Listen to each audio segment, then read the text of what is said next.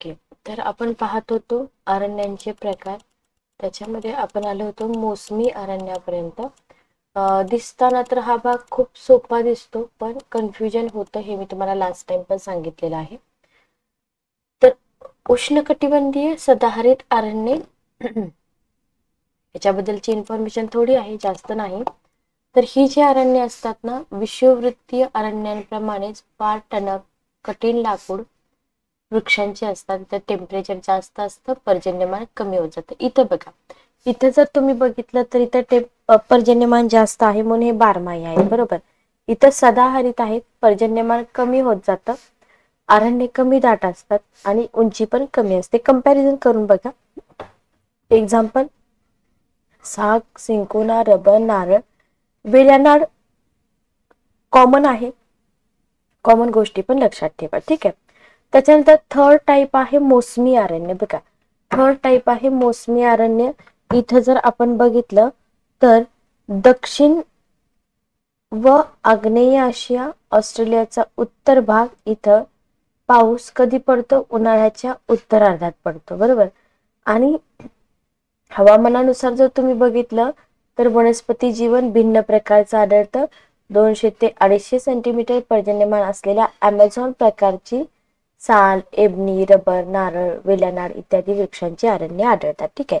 आता इथं जर आपण बघितलं तर 100 ते 200 सेंटीमीटर पर्जन्याच्या प्रदेशात कशी आढळतात? पानझडी आढळतात.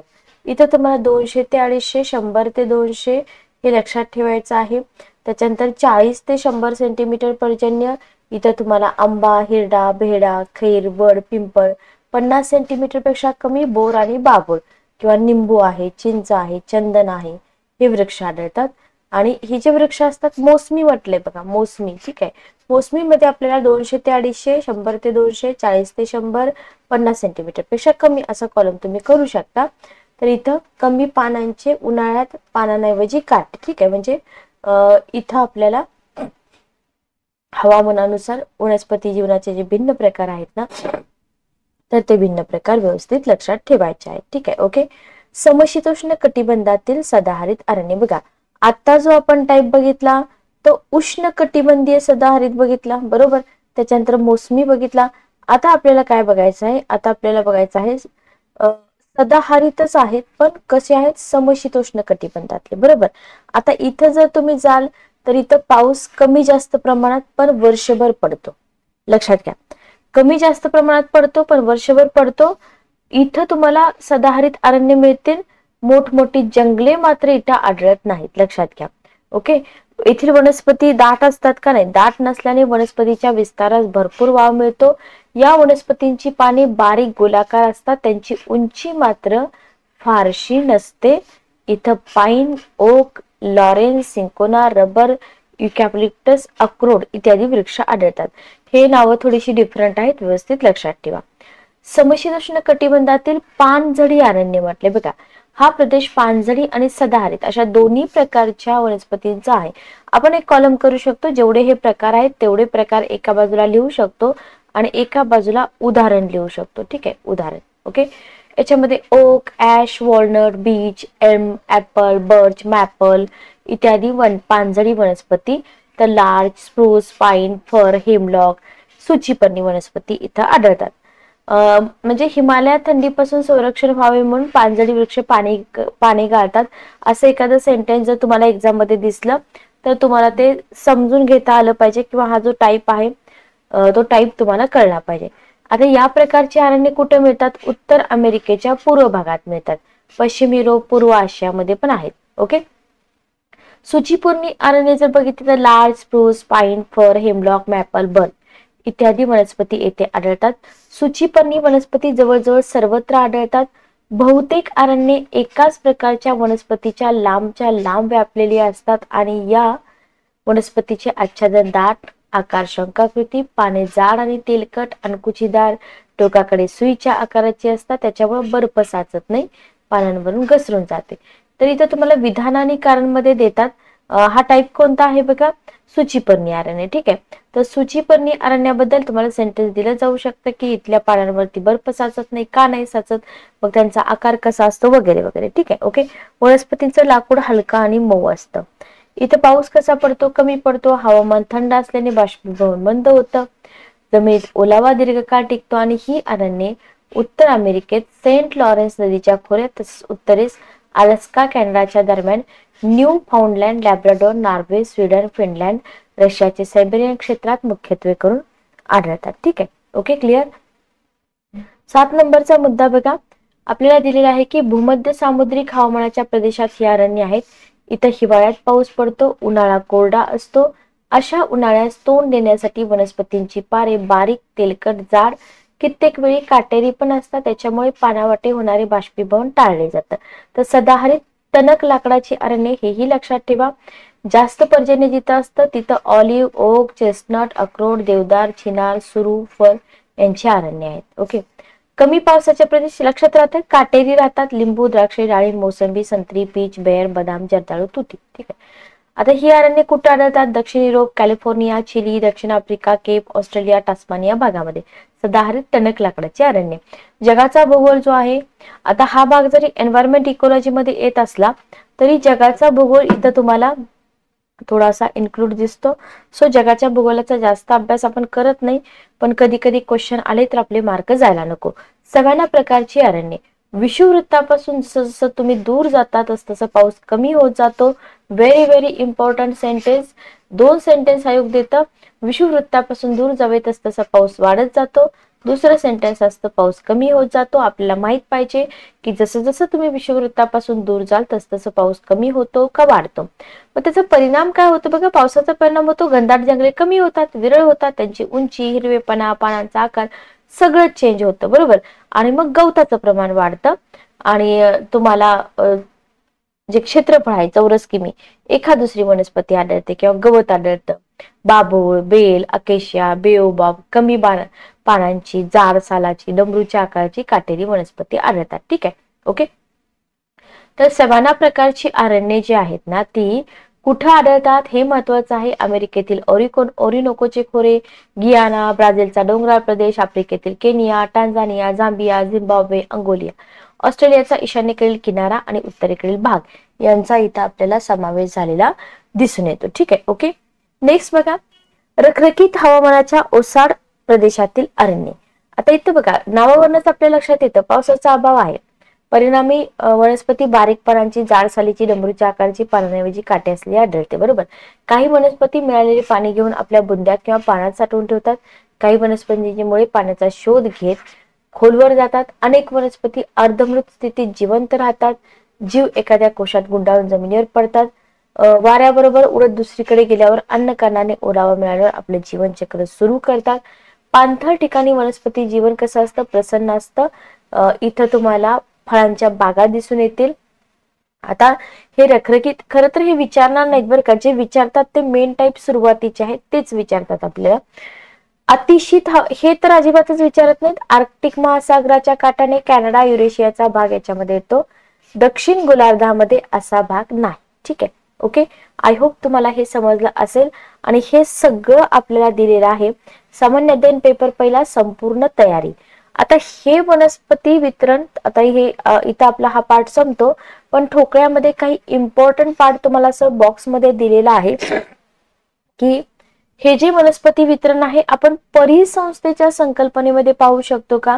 पाहू शकतो. कसं पाहू शकतो बघा, याच्यामध्ये टुंड्रा परिसंस्था याला 1 नंबर द्या, कुरण परिसंस्था याला 2 नंबर द्या, अरण्य परिसंस्था, शुष्क ओसाड परिसंस्था 4 नंबर, अशा 4 परिसंस्था आहेत बघा. वनस्पती वितरण जर तुम्ही परिसंस्थेच्या स्वरूपात बघायचं ठरवलं तर तुम्हाला 4 प्रकारच्या परिसंस्था मिळतात, बरोबर.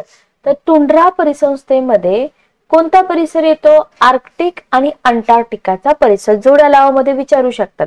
कुरण परिसंस्थेमध्ये उष्णकटिबंधीय कुरणे, समशीतोष्ण कटिबंधीय कुरणे 2 येतात. अरण्य परिसंस्थेमध्ये उष्णकटिबंधीय बारमाही अरण्ये, समशीतोष्ण कटिबंधीय अरण्ये. तर शुष्क ओसाड परिसंस्थेमध्ये उष्णकटिबंधीय ओसाड प्रदेश, समशीतोष्ण कटिबंधीय ओसाड प्रदेश. ठीक आहे, हे तुम्हाला जोड्या लावामध्ये विचारलं जाऊ शकतं. एवढ्याशा बॉक्समध्ये खूप सारी इन्फॉर्मेशन दिलेली आहे.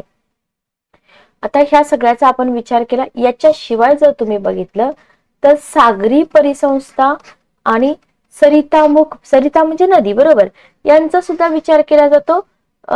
कृषी परिसंस्थांना सुद्धा काही तज्ञ याच्यामध्ये समाविष्ट करतात, हे आपण लक्षात ठेवा. तर वनस्पती परिसंस्था ही संकल्पना काय आहे हे तुम्हाला आज समजलं असेल. एवढी चांगली इन्फॉर्मेशन जी आहे ना ती सगळ्याच पुस्तकामध्ये मिळत नाही, हे मात्र माहित असू द्या. ठीक आहे, ओके. चला, बर्फाच्छादित जमीन, कडक थंडी, पावसाचा अभाव याच्यामुळं इथं म्हणजे अतिशीत हवामानाचा जो प्रदेश आहे तिथं झाडच काय पण गवत सुद्धा उगवत नाही. दक्षिणेकडे थोडेफार शेवाळे खुरटे गवत उगवते. उन्हाळ्यात बर्फ वितळल्यावर ही स्थिती झपाट्याने बदलते, जमीन डोकेवर काढते, म्हणजे उन्हाळ्यामध्ये सिच्युएशन बदलते. थोडंफार शेवाळ, लहान लहान झाडे सगळीकडे दिसतात, आणि पण आयुष्य कसं असतं यांचं, अल्प असतं, बरोबर. आणि थोड्या काळात त्यांना पाने फळे येऊन प्रदेशाचं स्वरूप बदलतं. 5-6 आठवड्यापूर्वी पांढरी शुभ्र असलेली ही सृष्टी रंगीबेरंगी फुलांनी भरून येते, आणि 2 ते 3 आठवड्यात हे दृश्य नष्ट होऊन सर्वत्र हिम पडू लागतं. Okay, clear. चला, आय होप तुम्हाला वनस्पती वितरण समजलं असेल. याच्यानंतर आपल्याला बघायचं आहे प्राणी जीवन आणि प्राणी वितरण. प्राण्यांच्या भौगोलिक अभ्यासाला प्राणी भूगोल म्हणतात, लक्षात ठेवा. प्राण्यांच्या भौगोलिक अभ्यासाला प्राणी भूगोल म्हणतात. त्याच्यामध्ये जीवावरणात आढळणारे विविध प्राण्यांचे वर्गीकरण, त्यांच्या उत्क्रांतीचा इतिहास, क्षेत्रीय वितरण याच्याबद्दलचा विचार येतो. त्याकरता विशिष्ट प्रदेशात अधिवास असलेले प्राणी विशिष्ट पर्यावरणात राहतात, त्या सगळ्या प्राण्यांची ओळख, निश्चित माहिती असली पाहिजे. त्यांचे विविध प्रकारे केले जाणारे वर्गीकरण, त्यांचा विविध प्रकारे केला जाणारा विचार, त्यांचा वितरण, आकृतीबंध इथं आपल्याला माहित असला पाहिजे. बघा, वृक्ष आणि प्राणी यांच्यातील सर्वात महत्वाचा फरक म्हणजे काय आपल्याला माहिती. वृक्ष स्थिर असतात, प्राणी चल असतात, गतिमान असतात. फार थोड्या जलचर वनस्पती मर्यादित स्वरूपात गतिमान असतात. बहुतेक वृक्ष कसे असतात, स्वयंपोषी असतात, प्रकाश संश्लेषक असतात, मूल उत्पादक असतात. ओके, प्राणी उपभोक्ते असतात, बरोबर. जसं वनस्पतींचं वितरण आपण पाहिलं तसं प्राण्यांचं वर्गीकरण श्रेणीनुसार केलं जातं, आणि हे वर्गीकरण करताना जमिनीवरील अथवा जलचर प्राणी 1 नंबर, तृणभक्षक किंवा मांसभक्षक प्राणी 2 नंबर, सर्वभक्षक 3 नंबर. ठीक आहे, याच्यामध्ये पाठीचा कणा असलेले नसलेले सोपं आहे, हे आपण अभ्यासतो. आता इथं जर आपण बघितलं जिओलॉजिकल टाइम स्केलचा जर आपण विचार केला तर थरांच्या खडकात जे प्राण्यांचे अवशेष सापडले तर प्राण्यांच्या निर्मितीचा किंवा उगमाचा अंदाज घेतला जातो, बरोबर. पाठीचा कणा नसलेले प्राणी 46 कोटी वर्षापूर्वी म्हणजे कॅम्ब्रियन काळापुरात पूर्व काळामध्ये निर्माण झाला. लक्षात ठेवा, स्टार करते मी, कारण तुम्हाला याच्यावरती क्वेश्चन आलेला आहे. क्लेमी यांच्यामध्ये सर्वात पहिला प्राणी 10 कोटी वर्षापूर्वी आफ्रिकेतील झांबिया येथे जन्मला. Apeman, gibbon, orang, gorilla, chimpanzee ape पासून प्लेस्टोसीन काळात निर्माण झाले असावेत. प्लेस्टोसीन युगाच्या शेवटी एपमॅन पासून मानव जन्मला. लक्षात ठेवा बरं का, जिओलॉजिकल टाइम स्केल नक्की बघून घ्या, त्याचा फार फायदा होतो, सगळीकडेच होतो. चला, उत्साही प्रसारण आणि निष्क्रिय प्रसारण काय आहे याला स्टार करा. पशु पक्ष्यांमध्ये त्यांचा जो अधिवास आहे त्यांच्या अधिवास बदलास प्रवृत्त करणारा, त्याला उत्तेजन देणारा एक महत्वाचा गुणधर्म असतो, त्याला नैसर्गिक गती क्षमता म्हणतात. ठीक आहे, अधिवासा बदलास प्रवृत्त करणारा. पाण्यात प्राणी स्थलांतर करण्यास, त्याकरता संघर्ष करण्यात नेहमी तयार असतात, बरोबर. नैसर्गिक शक्ती प्राण्यांना स्थलांतरास प्रवृत्त करते. प्राण्यांमध्ये स्थलांतरासाठी लागणारे काही गुणधर्म निसर्गता असतात. उदाहरणार्थ बघा, बीळ पाडता येणं, सरपटत जाता येणं, रांगत जाता येणं, पळता येणं, ओंडव्याने पळता येणं, पोहता येणं, आकाशात उडता येणं, उंच उडता येणं, उड्या मारता येणं नैसर्गिक आहे, बरोबर. या गुणांमुळे स्थलांतर किंवा प्रसारण कसे करायचे, केव्हा करायचे एवढेच नव्हे तर प्रसारणाचे स्वरूप आणि वेगही प्राणीच ठरवतात. हे प्राणी स्वप्रवृत्तीने उत्तेजित होऊन नैसर्गिकरित्या गतिक्षम होतात. या त्यांच्या गतिक्षमतेला उत्साही प्रसारण म्हणतात. ठीक आहे, आणि हे पूर्णपणे कशावरती, प्राण्याच्या गतिक्षमतेवरती अवलंबून असतं, उत्साही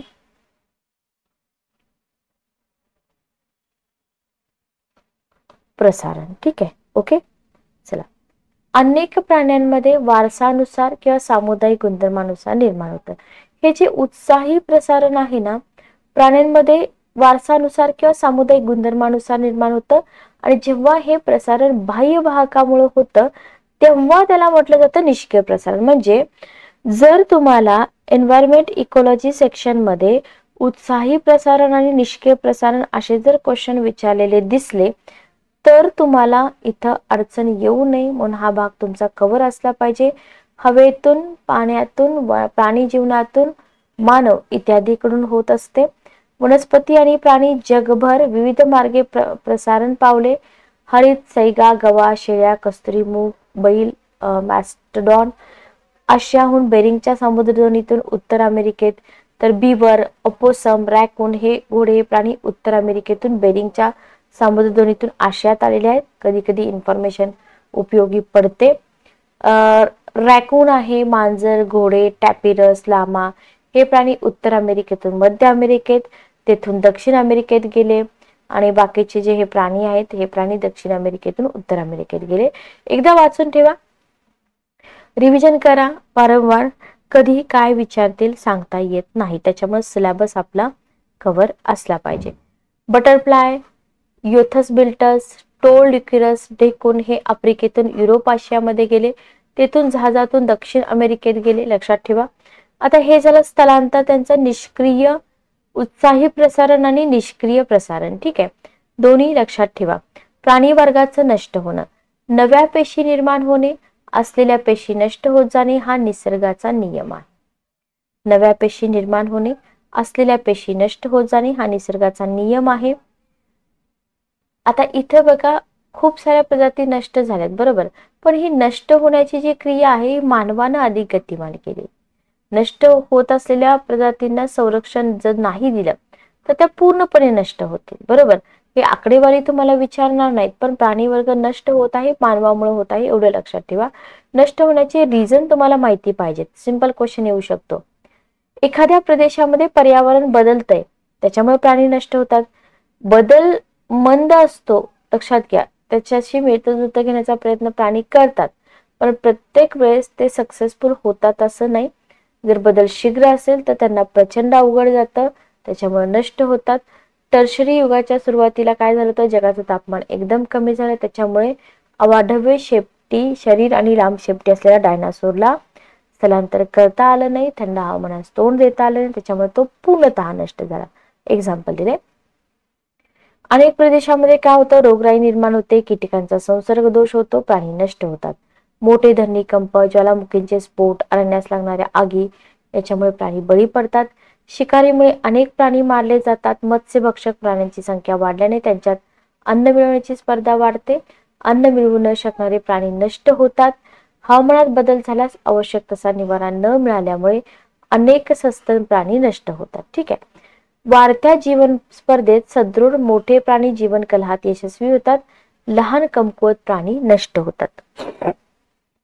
लक्षात घ्या. अनेक वेळा मानवाने पर्यावरणात केलेल्या ढवळाढवळीमुळे नैसर्गिक संतुलन नष्ट होते, त्यात अनेक प्राणी बळी पडतात. प्राण्याचा अधिवास नष्ट होतो, जमिनीचा वापर बदलतो, रासायनिक किंवा आण्विक युद्ध याच्यामुळे सुद्धा प्राण्यांच्या प्रजाती नष्ट होतात. रिझन फक्त लक्षात ठेवा. 1851 ते 1900 आणि 1900 ते 1944 तर 31 ते 41 प्राण्यांच्या प्रजाती नष्ट झालेल्या आपल्याला दिसून येतात. ठीक आहे. तर प्राणी नष्ट होण्याची कारण लक्षात ठेवा, माहित पाहिजेत आपल्याला कारण.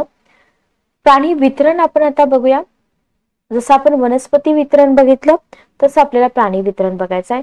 आतापर्यंत जर तुम्ही बघितलं तर अनेक शास्त्रज्ञांनी प्राणी जीवनाची जागतिक विभागणी विविध प्राणी प्रदेशात केलेली आहे. ठीक आहे, जागतिक विभागणी केली. पण वॉलेस या शास्त्रज्ञांनी बघा, डायरेक्ट तुम्हाला वॉलेस या शास्त्रज्ञाची विभागणी विचारली जाऊ शकते, जी आजही मान्य आहे. त्यांनी प्राणी जीवनाचे 6 प्रमुख प्राणी विभाग केले. याच्यामध्ये पॅले आर्क्टिक प्रदेश या प्रदेशामध्ये युरोप, मध्य आणि उत्तर आशियाचा समावेश होतो. याच्यामध्ये एकूण 28 प्राणी कुटुंबाचा समावेश होतो. प्राणी प्रदेशातील प्रमुख प्राणी म्हणजे रशियन डेस्मनस, युरोपियातील डॉर्मिक, भूमध्य समुद्रातील मोड रॅटस, सॅगी, चिरू, ॲनेलोप, ॲसेंटॉरस, क्रोकोडाइल्स इत्यादी. सरपटत जाणारे प्राणी मर्यादित स्वरूपात आढळतात. प्राणी प्रदेश 5 विभागामध्ये विभागला जातो. टुंड्रा प्रदेश, सूचीपर्णी, समशीतोष्ण, पानझडी अरण्याचा प्रदेश, वाळवंटी प्रदेश. ठीक आहे. या प्रदेशामध्ये पाठीचा कणा असलेल्या प्राण्यांची 136 कुटुंबे, 100 सस्तन प्राण्यांची कुळे, 174 प्राण्यांची कुळे आपल्याला दिसून येतात. ने आर्क्टिक प्रदेश जर तुम्ही बघितला, इथं वॉलेस यांचं नाव लक्षात ठेवा. आता याच्यामध्ये बघा ने आर्क्टिक, पॅलिओ आर्क्टिक प्रदेश आपण बघितला बरोबर. पॅलिओ आर्क्टिक मध्ये कशाचा समावेश होतो लक्षात ठेवा. फक्त तुम्ही युरोप, मध्य आणि उत्तर आशिया इतकं लक्षात ठेवलं तरी मोर दॅन सफिशियंट आहे. आणि हा पॅलिओ आर्क्टिक प्रदेश 5 विभागामध्ये विभागला जातो, हेही लक्षात ठेवा. बाकी हे प्राण्यांची कुटुंबे वगैरे नाही लक्षात ठेवलं तरी चालेल. आता हा जो ने आर्क्टिक प्रदेश आहे याच्यामध्ये ग्रीनलँड आणि उत्तर अमेरिका हे प्रदेश येतात. ग्रीनलँड आणि उत्तर अमेरिका हे प्रदेश येतात. पॅलिआर्क्टिक आणि ने आर्क्टिक प्राणी प्रदेशामध्ये बरेच स्थलांतर झालेले आहे. या प्राणी प्रकारात खूप मिश्रण, विविधतेमध्ये बरीच वाढ आहे. अमेरिकन आणि युरोपियन यांचे संबंध येऊन त्यात नव्या जाती निर्माण झाल्या. ने आर्क्टिक प्रदेशामध्ये विशिष्ट असे पॉकेट गोफर, पुकमाईस, प्रोन फोर्नस, वाईल्ड टर्कीज तुम्हाला दिसून येतात. ठीक आहे, ओके, क्लिअर. आता इथे बघा पॅलिओ आर्क्टिक प्रमाणेच 5 प्राणी विभाग आहेत. याच्यामध्ये टुंड्रा, समशीतोष्ण, गवताळ, पानझडी, वाळवंटी. ओके, त्याच्यानंतर आहे ओरिएंटल प्रदेश. बघा ओरिएंटल याची नावं फक्त तुम्ही व्यवस्थित लक्षात ठेवा. वॉलस यांनी 6 प्रमुख विभाग, वॉलसचे 6 प्रमुख विभाग कोणते? पॅलिओ आर्क्टिक, ने आर्क्टिक, त्याच्यानंतर आहे ओरिएंटल, त्याच्यानंतर आहे इथिओपियन, त्याच्यानंतर आहे ऑस्ट्रेलियन आणि न्यूट्रॉपिकल. ठीक आहे, बघा ओरिएंटल मध्ये जर तुम्ही बघितलं तर दक्षिण आणि आग्नेय आशियाचा प्रदेश समाविष्ट होतो. पॅलिओ आर्क्टिक आणि ओरिएंटल प्रदेशामध्ये हिमालयाच्या रांगा, तिबेटचं पठार, चिनी पर्वत हे संक्रमण प्रदेश दिसून येतात. ऑस्ट्रेलियन आणि ओरिएंटल प्रदेशामध्ये ईस्ट इंडिया बेटे हा संक्रमण प्रदेश आहे. हा सर्व प्राणी प्रदेश कुठे येतो? उष्णकटिबंधामध्ये येतो. येथील प्राणी प्रदेश इथिओपियन प्राणी प्रदेशाशी संलग्न आहे. ठीक आहे, ओरिएंटल म्हटलं की आपल्याला लक्षात आलं पाहिजे कोणता भाग येतो. Okay, clear. वैशिष्ट्य वगैरे तुम्ही नका करू, फक्त प्रदेश कोणता होतो तेवढं करून टाका. इथिओपियन प्रदेश सहाराच्या दक्षिणेकडील आणि अरेबियाच्या नैऋत्येकडील असलेला संपूर्ण आफ्रिका, इथं तुम्हाला उष्णकटिबंधीय हवामान प्रदेशाखाली दिसतो. मुख्य गुणधर्म, प्राण्यांमध्ये किमान विविधता आहे. मोर्स, विवर्स, अस्वले, उंट, कोटेही आढळत नाहीत. पाठीचा कणा असलेली 174 कुटुंबे, 140 सस्तन प्राण्यांची कुळे, 294 पक्ष्यांची कुळे इथे तुम्हाला दिसून येतात. इथिओपियन प्रदेशाचे वालुकामय प्रदेश, सॅव्हाना प्रदेश, उष्णकटिबंधीय अरण्ये असे 3 उपविभाग पडतात. आय होप तुम्हाला इथपर्यंत क्लिअर झालं असेल कोणते 3 उपविभाग पडतात. बघा एन्व्हायरमेंट इकोलॉजी जेवढं सोपं दिसतं तेवढं सोपं पण नाहीये. एका क्वेश्चनचे मार्क मिळवण्यासाठी आपल्याला सिलेबस कव्हर करावा लागतो, हे फार महत्वाचं आहे.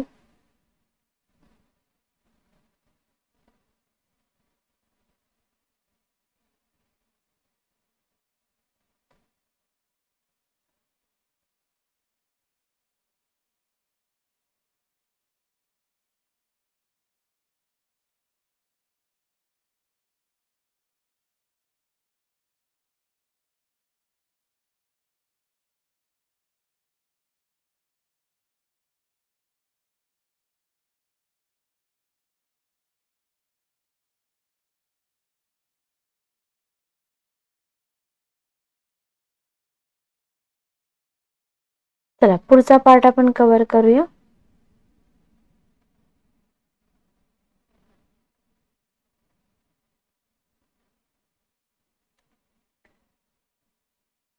नेक्स्ट बघा ऑस्ट्रेलियन प्रदेश. जर ऑस्ट्रेलियन प्रदेश आपण बघितला तर इथं तुम्हाला ऑस्ट्रेलिया, न्यूझीलंड, आग्नेय आशिया, ऑस्ट्रेलिया याच्यामधील बेटांचा समावेश होतो. ठीक आहे, आता काही गोष्टी नावावरनं क्लिअर होतात आपल्याला. ऑस्ट्रेलियन प्रदेश नावावरनं लक्षात येतो की याच्यामध्ये ऑस्ट्रेलियाचा समावेश असेल.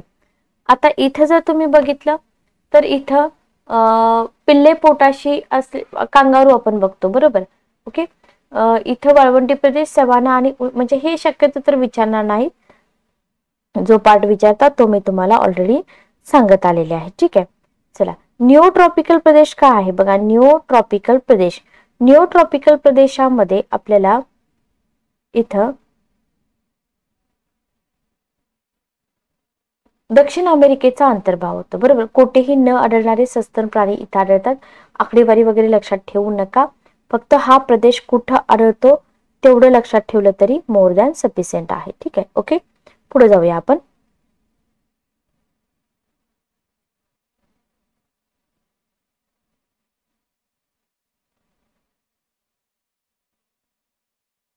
चला, पारिस्थितिकी संतुलन. बघा, पारिस्थितिकी शास्त्र हे सजीवांच्या आपापसातील व पर्यावरणातील पारस्परिक संबंधांचे अभ्यास करणारे शास्त्र आहे. काहींच्या मते हे शास्त्र म्हणजे सजीवांच्या उत्क्रांतीचा इतिहास आहे. आता पारिस्थितिकी संतुलनाबद्दल आपल्याला बघायचं आहे, तर इथं आपल्याला एक गोष्ट लक्षात ठेवायची की पारिस्थितिकी शास्त्र म्हणजे काय, बरोबर. कोणता शास्त्रज्ञ होता की ज्यानं ही संकल्पना सजीवांच्या अधिवासाचा आणि पर्यावरणातील घटकांचा संबंध स्पष्ट करताना मांडली. ठीक आहे. हॅकलनं मांडली ही संकल्पना सजीवांच्या अधिवासाचा आणि पर्यावरणातील घटकांचा संबंध स्पष्ट करताना. परिस्थिती किंवा पर्यावरण याची अवनती होते, बरोबर, किंवा प्रदूषण होते. मग कारण आहेत का? आहेत, अनेक कारण आहेत. त्याच्यापैकी वाढती लोकसंख्या, औद्योगिकीकरण आणि निर्वृक्षीकरण. तर या निर्वृक्षीकरणावरती खूप सारे क्वेश्चन येऊन गेलेले आहेत. तर परिस्थिती किंवा पर्यावरण यांच्या अवनतीला आणि प्रदूषणाला अनेक कारणं आहेत. प्रमुख घटकांमध्ये 3 घटक येतात, लक्षात ठेवा. वाढती लोकसंख्या आणि औद्योगिकीकरण याच्यामुळे काय होते, प्रदूषण होते. आणि या प्रदूषणावरती क्वेश्चन आहेत, पेपर काढा. निर्वृक्षावरणावरती क्वेश्चन आहेत, क्वेश्चन पेपर काढून बघा तुम्ही. ठीक आहे. Okay, clear. तर इथं आपण थांबूया. भेटूया आपण नेक्स्ट लेक्चर मध्ये. एन्व्हायरमेंट इकोलॉजी क्विक रिव्हिजन आपण घेतोय.